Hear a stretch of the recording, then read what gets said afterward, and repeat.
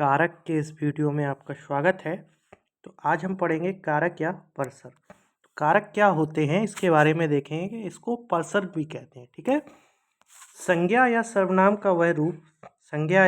का वह रूप जिसके द्वारा उस वाक्य का अन्य शब्दों के साथ, मोस्टली किसके साथ, क्रिया के साथ संबंध का बोध हो। तो कारक हमें क्या बताते हैं? संबंध बताते हैं। क्या बताते हैं हमको? संबंध बताते हैं। मोस्टली किसका? क्रिया का संबंध बताते हैं हमें। ठीक, तो उन्हें हम कारक कहते हैं। ठीक, कारक हिंदी में 8 प्रकार के होते हैं। कारक हिंदी में कितने प्रकार के होते हैं? 8 प्रकार के होते हैं। लेकिन आचार्य किशोरी प्रसाद वाजपेयी, जो कि हिंदी के व्याकरणाचार्य हैं, उनके अनुसार कारक 6 प्रकार के होते हैं। तो यह प्रश्न आया था कि किशोरी प्रसाद वाजपेयी के अनुसार कारक कितने प्रकार के होते हैं? तो वो 6 प्रकार के होते हैं। ठीक है। जिन प्रत्यय शब्दों से कारक की स्थिति, जो भी प्रत्यय शब्द होते जिनसे कारक की स्थिति के बारे में, ठीक है, कारक की स्थिति अर्थात अन्य शब्दों के साथ संबंध का पता चलता, उसे हम विभक्ति या पर्सर कहते हैं। क्या कहते हैं?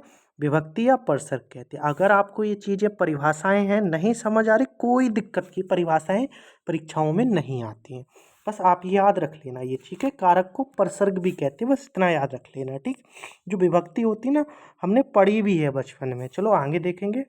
कारक विभक्ति सदैव संज्ञा सर्वनाम के बाद प्रयुक्त होता है। कारक कॉमा विभक्ति जो है वो सदैव संज्ञा सर्वनाम के बाद प्रयुक्त होता है। लेकिन एक चीज़ मैं बताऊंगा, एक कारक है जो संज्ञा सर्वनाम के पहले भी यूज होता है, मैं बताऊंगा आगे चल के। एक वाक्य में 8 कारक हो सकते हैं। ये लाइन बड़ी ही मोस्ट है, ये आप बिल्कुल नोट करना कि जो एक वाक्य होता है उसमें 8 कारक हो सकते हैं। कितने? 8 कारक होते। हिंदी में कितने कारक होते? 8 कारक होते हैं। ठीक है। तो 8 कारक हो सकते हैं, लेकिन एक शब्द में एक ही कारक होगा। एक जो पूरा सेंटेंस होगा उसमें आपके 8 कारक हो सकते हैं, लेकिन जो एक वाक्य, एक शब्द है, जो एक शब्द है उसमें कितने कारक होंगे? वो जो शब्द है उसमें हमेशा आप याद रख लेना कितने कारक होंगे? एक ही कारक हो सकता है। ये चीज़ बिल्कुल आप गांठ बांध के रख लीजिए। ठीक है। तो कारक के भेद देखेंगे। विभक्ति कितनी? प्रथमा विभक्ति। ठीक है। कौन सी? प्रथमा विभक्ति। तो प्रथमा विभक्ति में होता है, कौन सा होता है? पहला होता है कर्ता कारक। कौन सा होता है? कर्ता कारक। ठीक है। इसका क्या होता है? कर्ता ने। क्या होता है? कर्ता ने। ठीक है। और शून्य कारक भी कहते हैं इसको। क्या कहते हैं? शून्य कारक। अभी इनको सबको डिटेल में पढ़ेंगे अपन, बिल्कुल याद रखना ये चीज़। तो प्रथमा विभक्ति कर्ता कारक भी कहते हैं। इसकी चिन्ह क्या होता है? ने। कर्ता ने, आप ऐसे याद रखिए, कर्ता ने। ठीक है। शून्य। कार्य करने वाला जो होता, चीज़ छोड़ दीजिए अभी आप। ठीक है। मैं इसको डिटेल में पढ़ाऊंगा पूरा।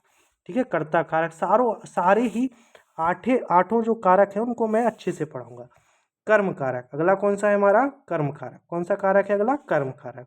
तो कर्ता ने कर्म को, कर्ता ने कर्म को, कर्ता ने कर्म को, ठीक है, कर्ता ने कर्म को करण से के द्वारा, करण से के द्वारा, से द्वारा, के द्वारा। तो करण का चिन्ह क्या होता है? से होता है, द्वारा होता है और के द्वारा भी होता है। साधन या वजह को बताता है। ये किसको बताता है? साधन या वजह। अभी समझ नहीं आएगा, आगे चल के आ जाएगा। आप तो अभी याद रख लो बस इतना। ठीक है। कर्ता ने कर्म को करण से के द्वारा संप्रदान को के लिए। आप कह दो सर कर्म को में भी आता है और संप्रदान में भी को आता है, तो आपको टेंशन नहीं लेना, एक ट्रिक बताऊंगा जिससे अंतर आ जाएगा आपको समझ। अपादान से अलग होने में, से अपादान से, अपादान में क्या आता है? अपादान में भी से आता है, लेकिन किसका भाव होता है इसमें? लेकिन इसमें अलग होने का भाव होता है। किसका भाव होता है इसमें? अलग होने का। संबंध का, की, के, रा, री, रे। तो संबंध का, की, रे, रा, री, रे। ठीक है। एक पद का अन्य पदों से संबंध बताया जाए। अपादान में क्या होता है? तुलना करनी हो या दो चीजें एक दूसरे से अलग हो रही होती हैं। ठीक है। अधिकरण, अधिकरण में मैं, पे, पर। अधिकरण में कारक में क्या लगा दिखेगा आपको? मैं, पे और पर। ठीक है। संबोधन हे, अरे, अहो, ओ, जी, इस टाइप के संबोधक वाले, एक्सक्लेमेटरीज वाले, यानी विस्मयादि बोधक वाले चिन्ह आपको ये दिखेगा। ये कौन सा होता है? विस्मयादि बोधक चिन्ह, या इसको कहते हैं एक्सक्लेमेटरी मार्क। जब किसी को संबोधित किया जाए तो हमारा कौन सा कारक यूज होता है, ये वाला। ठीक है, आगे देखेंगे। नोट, कर्ता से अधिकरण तक विभक्ति चिन्ह परसर्गों का प्रयोग होता है। देखो कर्ता मैंने बताया था एक कारक होता है जिसमें संज्ञा और सर्वनाम के बाद ही मिलेगा, लेकिन जो संबोधन कारक है वो चिन्ह हमेशा संज्ञा सर्वनाम से पहले मिलेगा। आपको नहीं समझ आया, कोई दिक्कत वाली बात नहीं। अब यहाँ से पढ़ेंगे अपन डिटेल से बिल्कुल। तो कर्ता कारक, कर्ता कारक कौन सी होती है, प्रथमा विभक्ति होती है। तो आपको पता है कौन सी विभक्ति होती है, प्रथमा विभक्ति। कौन सी विभक्ति होती है, प्रथमा विभक्ति। तो कर्ता कारक में प्रथमा विभक्ति होती है। इसका चिन्ह क्या होता है, चिन्ह ने, क्या होता है, ने। और कई बार आपको चिन्ह लगा नहीं भी मिलेगा तो इसको शून्य कारक भी कहते हैं, क्योंकि चिन्ह कई बार नहीं लिखा मिलेगा आपको, ने नहीं दिखेगा, लेकिन उसमें कर्ता कारक होगा। कैसे होगा वो मैं आपको बताऊंगा अभी। ठीक है, शब्द के जिस रूप से क्रिया कार्य करने वाले का बोध हो, शब्द के जिस रूप से कार्य करने वाले का बोध हो उसे हम कर्ता कारक कहते हैं। यानी जिससे हमें कार्य करने वाले का पता चले कि कार्य कौन कर रहा है। जैसे सुधांशु अभी पढ़ा रहा तो कार्य कौन कर रहा है, सुधांशु कर रहा है। तो कार्य करने वाले का पता चले तो वो कौन सा कारक होता है, वहाँ पे कर्ता कारक होता है। कौन सा कारक होता है, कर्ता कारक होता है। ठीक है, देखो विभक्ति चिन्ह क्या होता है, ने। और कई बार शून्य यानी लगा नहीं मिलेगा तो शून्य कारक भी कहते हैं। दो प्रकार के होते हैं, तो ने वाला भी मिलेगा और नहीं मिलेगा। तो विभक्ति सहित वाले यानी परसर्ग सहित यानी जिसमें विभक्ति लगी होगी, और विभक्ति रहित वाले जिनमें विभक्ति नहीं लगी होगी। तो विभक्ति सहित वाले और विभक्ति रहित वाले। तो कारक कर्ता कारक कितने, दो प्रकार के होते हैं। ठीक है, उदाहरण देखो, शिक्षक ने पाठ पढ़ाया। तो ने लगा मिल गया आपको, क्या लगा मिल गया, ने। शिक्षक ने पाठ पढ़ाया, तो ने लगा मिल गया आपको। तो कौन सा कारक होगा यहाँ पे, कर्ता कारक होगा। कौन सा कारक होगा, कर्ता कारक। राहुल ने पीएचडी पूरी कर ली, राहुल ने, तो कार्य करने वाला कौन, राहुल। तो राहुल क्या होगा, कर्ता कारक। ने क्या हो गया उसका, राहुल ने क्या हो गया उसका, आपका विभक्ति चिन्ह हो गया। तो कर्ता कारक, ने लगा मिल जाए आपको, कर्ता कारक। ठीक है, याद रख लेना ये चीज। ठीक है, नोट, प्रेरणार्थक क्रियाओं, प्रेरणार्थक क्रिया मैंने पढ़ा रखी है। प्रेरणार्थक क्रिया क्या होते हैं, कर्ता कोई कार्य स्वयं ना करके किसी दूसरे को उस कार्य को करने के लिए प्रेरित करे तो वो क्या होता है, प्रेरणार्थक क्रिया। जैसे मैंने नौकर से खाना बनवाया, मैंने नौकर से खाना बनवाया, तो मैंने थोड़ी काम किया, नौकर से बनवाया। तो ये प्रेरणार्थक क्रिया। अगर नहीं पढ़ा है तो जाइए, वन शॉट वीडियो डला है आपका किसका, ये आपका मिलेगा आपको प्लेलिस्ट में, जाके देखिए तो आपको मिल जाएगा। और प्रेरणार्थक क्रियाओं के साथ अभूतपूर्व जो अपूर्ण भूत को छोड़कर सभी भूतकालों में, अब ये मैंने नहीं पढ़ाया अभी तो आपको नहीं समझ में आएगा, लेकिन आप पढ़ लो एक बार अभी, क्योंकि काल वगैरह है वो अभी आगे आएंगे। इसके बाद कारक के बाद काल ही पढ़ाएंगे। अभूतपूर्व को छोड़कर सभी भूतकालों में परसर्ग के रूप में ने का प्रयोग होता है।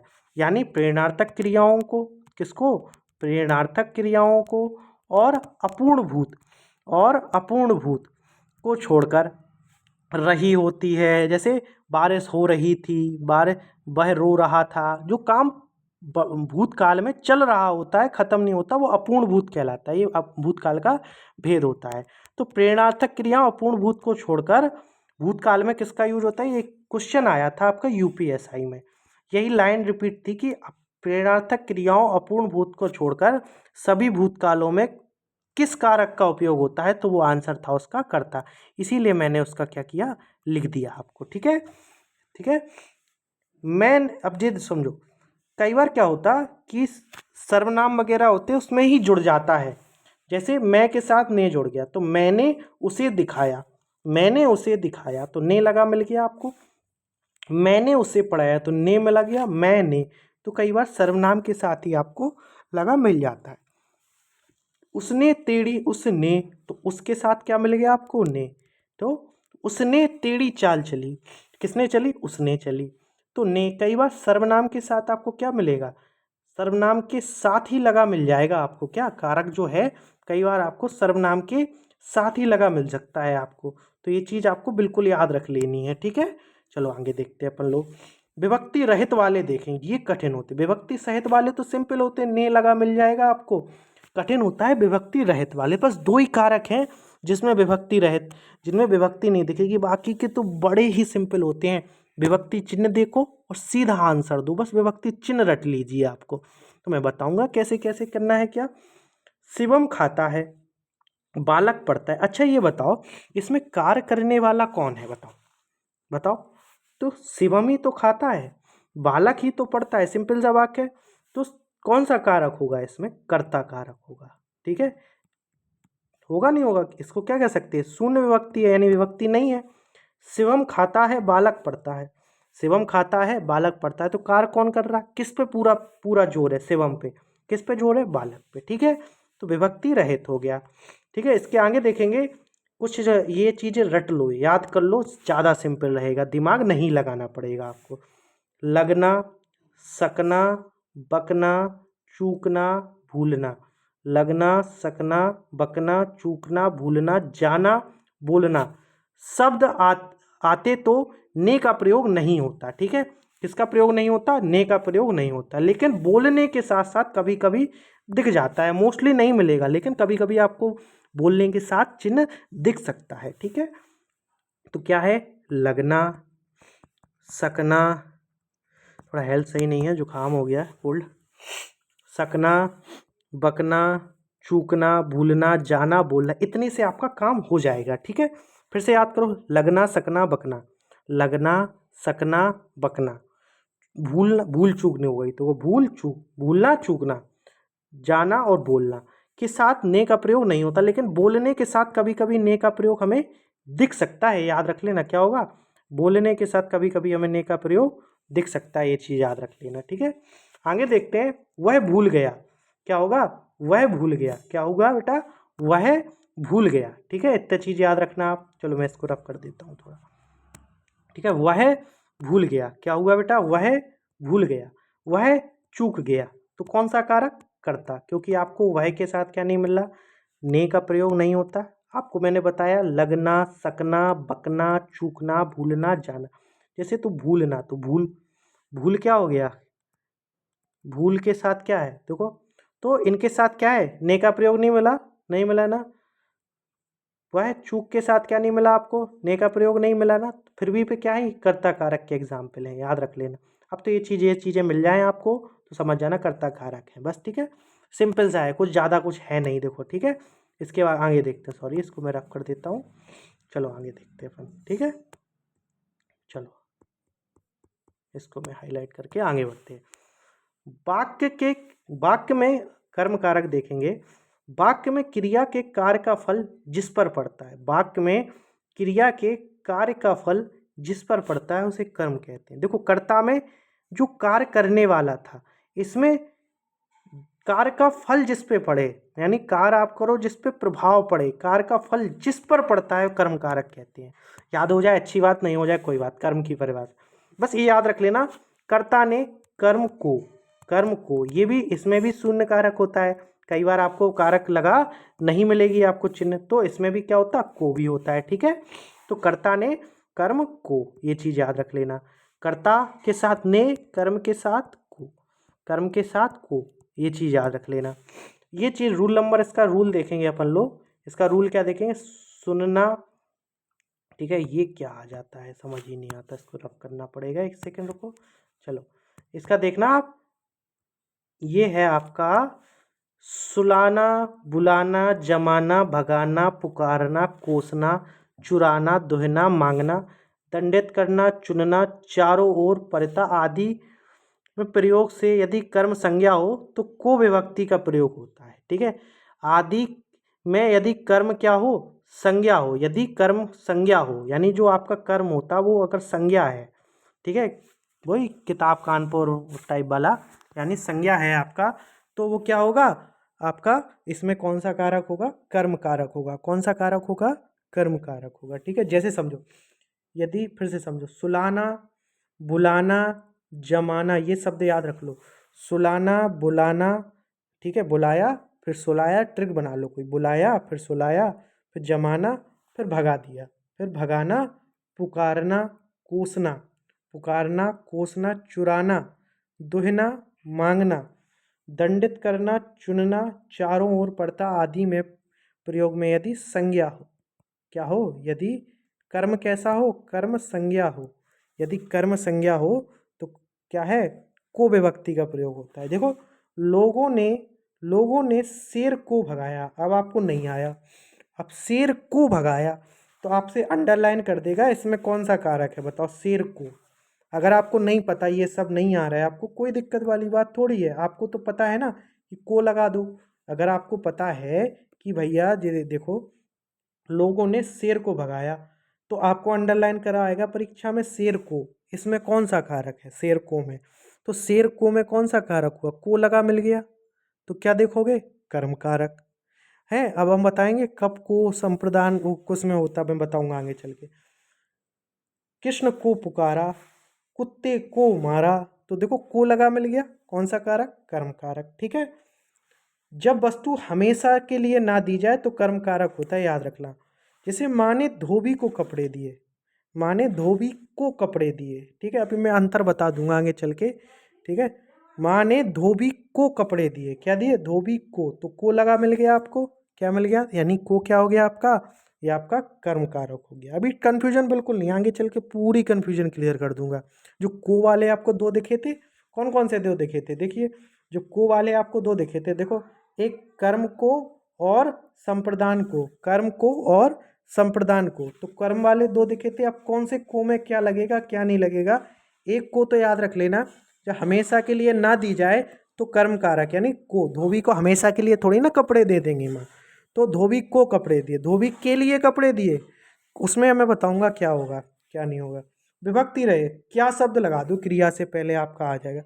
सीता फल खाती है, सीता क्या खाती है, फल खाती है, तो कर्म कारक आ जाएगा, क्या आ जाएगा, कर्म, क्या खाती है, फल खाती है, तो क्या हो गया। अब देखो इसमें लगा तो नहीं है को, सीता फल खाती है, सीता फल को खाती है, तो देखो सेंस तो नहीं गलत हुआ। अब जैसे सीता फल को खाती है तो गलत तो नहीं हुआ, सीता फल के लिए खाती है, नहीं तो गलत हो गया, सेंस, सेंस लगाओ। सेंस कैसे लगाओगे समझना, कब आपका सीता फल को खाती है, देखो को लगा के देख लो तो आपका सही हो जाएगा।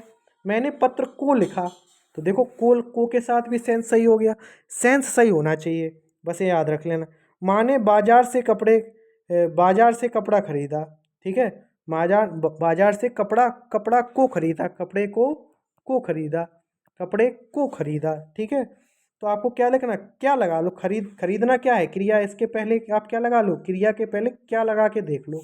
अगर आपका सेंस सही आए तो वो कर्म कारक है, को लगा के देख लो। कपड़ा यहाँ पे अंडरलाइन होगा, बताओ इसमें कौन सा कारक है, कपड़ा खरीदा, तो कपड़ा को खरीदा, तो आपका सेंस सही आ गया, तो कर्म कारक। अब आगे के कारक अपन कल देखेंगे वीडियो में, कल कारक संभवतः निपटा लेंगे अपन, ये पार्ट 1 है, तो पार्ट 2 के लिए वेट कीजिए, इसी के आगे पार्ट 2 आएगा, और फिर 1 शॉर्ट वीडियो में आप कंबाइन करके देख लेना। बने रहिए चैनल के, लाइक शेयर सब्सक्राइब कीजिए, धन्यवाद।